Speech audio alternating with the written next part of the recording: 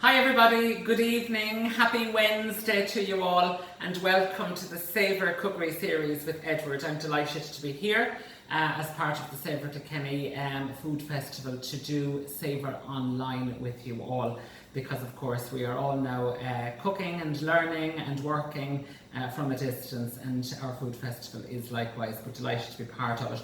Over the next number of weeks I'm going to give you some fabulous recipes to enjoy with your own family at home, and tonight is a great start for that because I'm doing just what's needed on a midweek Wednesday like today. I'm going to give you a gorgeous slow cooked beef and vegetable casserole style pie with a lovely pastry topping. It's very simple and it's using the best, of course, of what's available at the minute. So here in my pan I'm using some rapeseed oil, and of course regular viewers to all of my cookery series will know that I would always use this fabulous Kilkenny based oil. It's the second nature oils from Kitty Colchester and it's absolutely amazing rapeseed oil, and I use that with all of my cooking requirements. To that I'm going to add some lovely beef. Okay, so I've got some diced stewing beef here as well. And listen, my message is very simple to you. My message is to cook local and to use local as best as possible. We're so blessed in Kilkenny to have some wonderful gourmet butchers, artisan butchers, premium butchers and local butchers more importantly.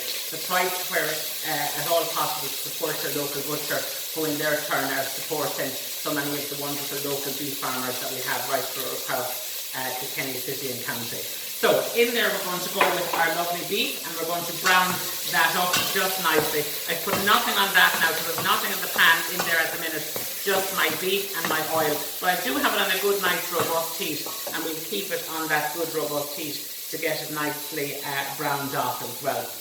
Again, I love beef. I love kind of using beef in all of my recipes here in the cookery school and even in my books and everything. And sometimes, you know, as things change and as kind of popular trends come and go, beef has got a bit of a bad name and a bit of bad press. But again, I'm a great proud supporter of good Irish beef, okay, albeit quality assured Irish beef there as well. So in there I'm going to put in some lovely salt and some pepper to kind of season that up, okay, and to get a nice sense of flavour in that from the very get-go. Then what I've got is I've just got a selection of vegetables, and vegetables that I like to use in kind of that slow cooked style dishes. So what I've got is I've got some lovely nice leeks there. I've got some gorgeous onions which I've just sliced roughly. Got some lovely carrots there as well.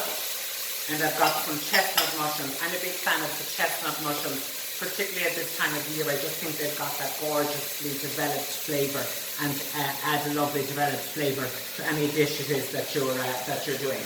So pop those in and just give those a nice mix around at this stage. But again, of course, you might decide to put in some celeriac, you might decide to put in some turnip, you've got some sweet potatoes, celery, anything that you'd like to put into it at that stage. So just feel free to kind of to work away. Again, if you wanted to make this maybe more goulash style, you might put in some diced red pepper in there as well. So as lots of the recipes that I tend to do, there's great versatility and great options of choice in between that. Again, keep the flavour motoring along. So again, as we're going, we'll just build that up, a little bit of salt and pepper throughout. I'm just going to take a little piece in here to see how we're getting on. We're getting on well. And then I'm going to add in some of my next series of ingredients. So as well as the salt and the pepper, I'm also going to use some lovely thyme. Now this couldn't be more local because this is just from a pot at the front door of the cookery school here as well. I've got a lovely herb pot. Then I'll put a couple of sprigs of thyme in there. I'm then going to put in some flour. So I'm just going to put in some plain flour in there with some tomato puree.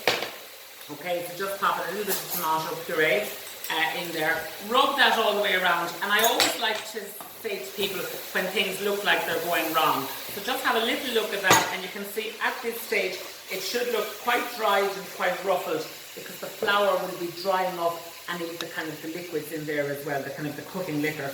And don't be afraid to leave that on the heat to add in my next ingredients, okay? So let that all dry up nicely, and then I'm going to add in my next ingredients, which is some lovely stock. So I've got a nice good quality beef or chicken stock there. I'm going to pop that in, and as I add that into it, what I'm instantly going to do is use my wooden spoon just to scratch the surface, okay, or just to rub the surface any of that flour that would have adhered itself to the bottom of the pan, or indeed the vegetables at this stage, you know, all gets that opportunity to come off and invariably become the thickening liquid of the mixture.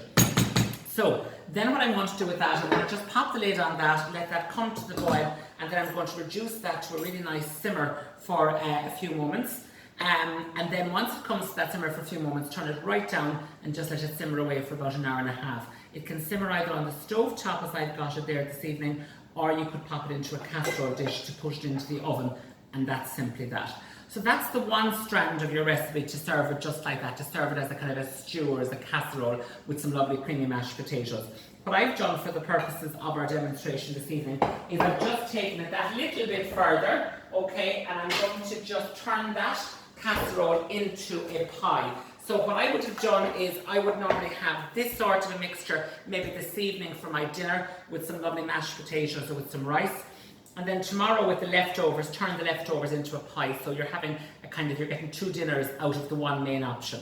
Okay, so what I've got is I've got lovely little enamel dishes. Okay, so they're really nice old-fashioned enamel little pie dishes. I'm going to pop those, pop some of that lovely cold casserole mixture in there, and then I'm going to use some of my egg wash. So here I've just got egg and milk which I've mixed together, and I'm just literally going to dot that around the edge of my enamel dish, just like so. Then what I've got is I've got some puff pastry. Now with the puff pastry, I'm just going to cut that into a little shape, and hopefully that should be large enough to cover my dish, just like so. So I'm going to pop that onto the dish, and then using a fork, I'm just going to press that nicely along the dish, just like so. And that will just stick to the egg wash there on the edge of the dish, so that you shouldn't end up with like a floating island of pastry by the time you're finished. You should end up with just a really nice mixture.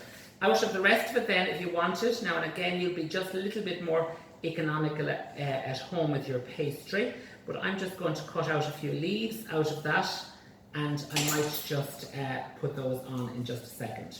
So prior to that, I'm just going to take my egg wash now again, and I'm going to glaze the top of it, okay, to give it that lovely nice golden brown effect, just like so. I'll do likewise with my leaves. I'll tend to do those off and maybe just pop the leaves then just in a kind of a curved fashion there at the corner.